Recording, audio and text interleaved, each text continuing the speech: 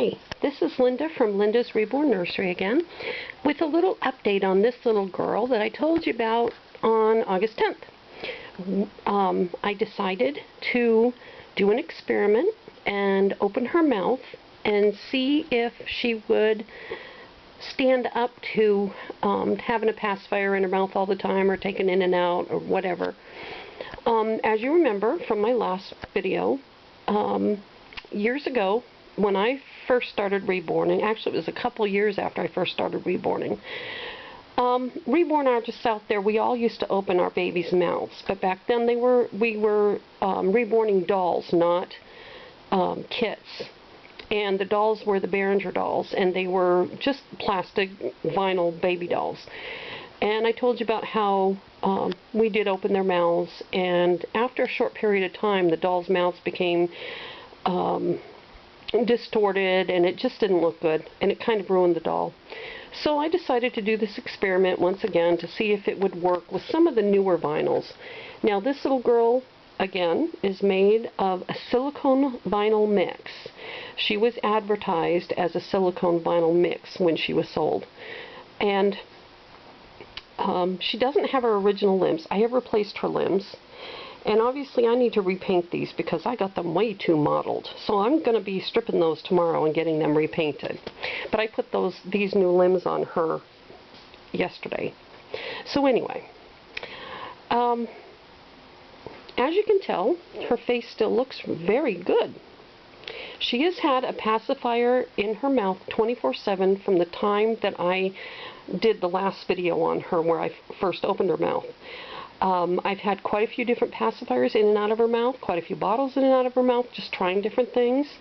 And basically, like I said, she's had a pacifier in her mouth 24/7. I took it out just a couple minutes ago. I wanted to be able to show you that, yes, her lips are parted now, and they stay that way permanently. Her lips are no longer completely together, and that's what happens, one of the things that happens. But this is not bad at all. Years ago when we did this, the lips, because we used to squeeze their mouths like so to get the pacifier in, the lip would end up flop down and they would crack at the corners of their mouths. Now, anyway, so far so good.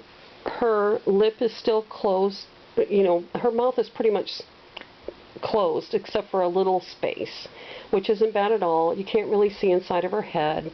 Everything's good. Now I didn't line the inside of her mouth either yet. I'm not sure that I'm going to, because I don't think I need to, because it's not open that much, but we'll see how it progresses as time goes by.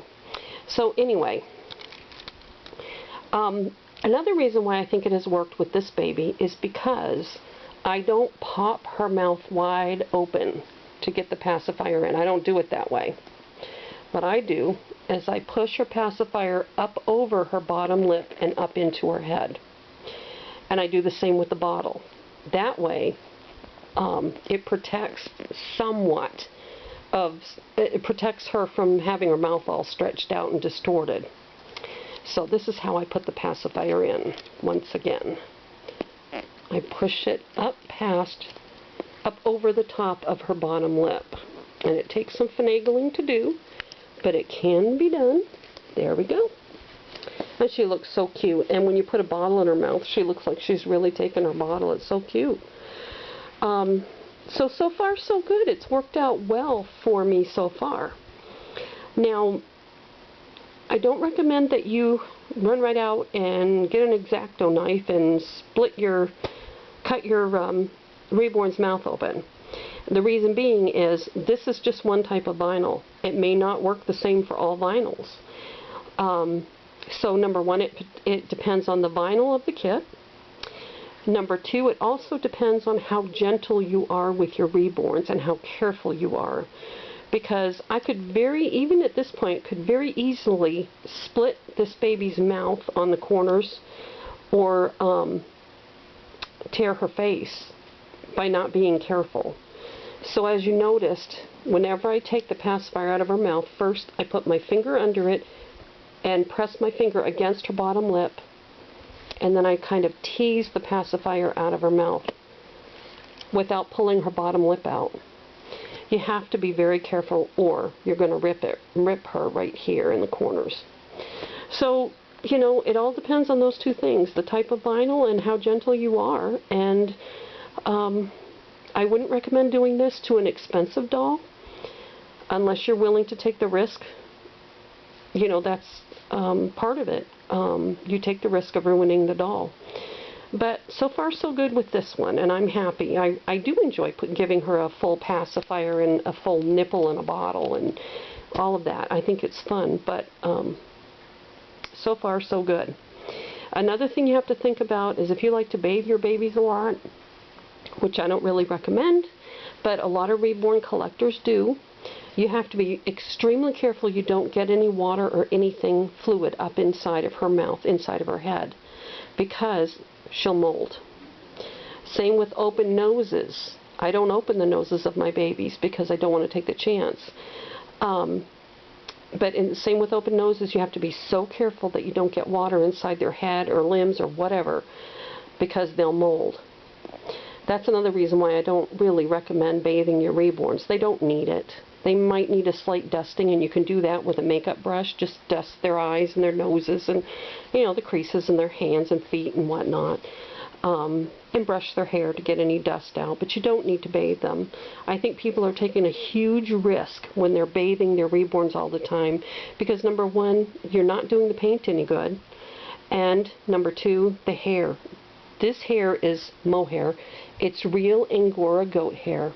Yes, it's been processed and dyed, however, it still retains some of its natural oils, and that's what keeps it all nice. If you continually shampoo your baby's head, you're taking a chance on getting water inside of the head, because not all babies' heads are sealed.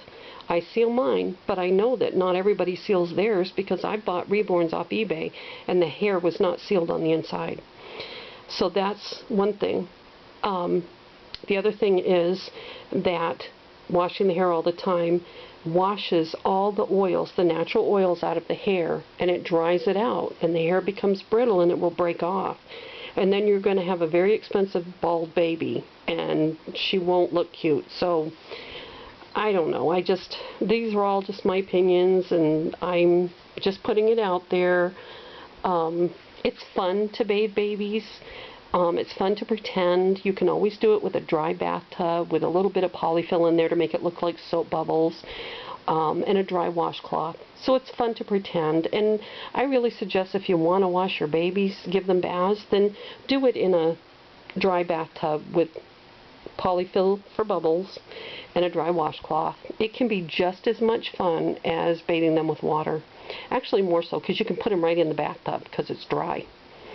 So anyway, thank you for watching my video, and please don't take offense to anything I've said. It's, you know, it's just my opinions. You can do whatever you want to do, but I've had fun with this little project, and I've had fun.